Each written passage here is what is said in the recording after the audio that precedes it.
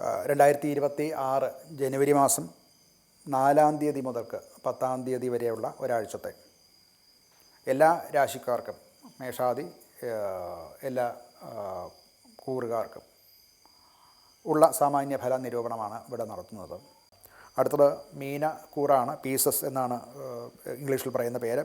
പൂരുട്ടാതിയുടെ അവസാന പാദം ഉത്രട്ടാതി രേവതി ഈ നക്ഷത്രക്കാരാണ് മീനക്കൂറിൽ വരുന്നത്.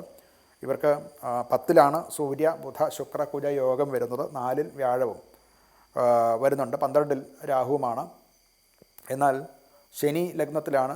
7-ര ശനിയും കണ്ടകശനിയും കൂടെ ചേർന്ന കാലമാണ്. അതിൻ്റേതായിട്ടുള്ള പല ദുരിതങ്ങളും ഇവർക്ക് അനുഭവിക്കേണ്ടതായിട്ട് വരും. എങ്കിലും വ്യാഴത്തിൻ്റെ സ്ഥിതി കൊണ്ടും 10-ലെ ഗ്രഹയോഗങ്ങളെ കൊണ്ടും അവർക്ക് അതൊക്കെ ഒരുവിധം നല്ലോണം മാറിക്കിട്ടും.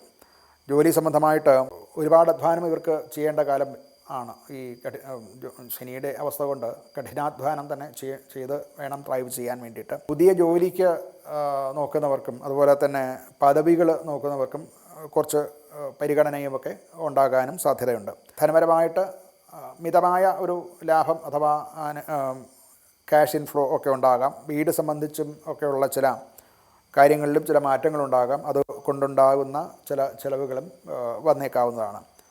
ഇവർക്ക് കാല് അതുപോലെ തോള് മുട്ട് ഒക്കെ സംബന്ധിച്ചുള്ള ചില രോഗങ്ങൾ ഉണ്ടാകാം.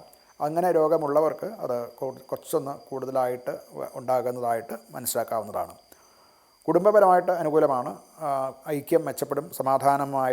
സമാധാനത്തോടു കൂടി കുടുംബത്തിൽ വർത്തിക്കാൻ സാധിക്കും. ബന്ധുക്കളുമായിട്ടും ഒക്കെ അനുകൂലമായിട്ടുള്ള അവരുമായിട്ടുള്ള കൂടിച്ചേരലുകളും അതുകൊണ്ടുണ്ടാകുന്ന സന്തോഷപ്രദമായിട്ടുള്ള കാലവും ഒക്കെ അവർക്ക് ഉണ്ടാവുന്നതാണ്.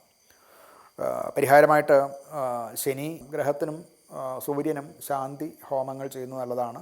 ദാനങ്ങൾ ചെയ്യുന്നതും നല്ലതാണ്. അതുപോലെ ശാസ്താക്ഷേത്രത്തിൽ ശിവക്ഷേത്രത്തിൽ ഇവിടെയൊക്കെ ദർശനം നടത്തി യഥാശക്തി വഴിപാടുകൾ കഴിക്കുന്നതും അവർക്ക് അനുകൂലമാകുന്ന ചില ഗുണഫലങ്ങൾ അഥവാ അവർ അനുഭവിച്ചു കൊണ്ടിരിക്കുന്ന കണ്ടകശനി 7-ര ശനി മുതലായിട്ടുള്ള ദോഷങ്ങളിൽ നിന്നും കുറച്ച് ഒരു വിമുക്തിയും ഉണ്ടാകാൻ സാധ്യതയുണ്ട്. നമസ്കാരം.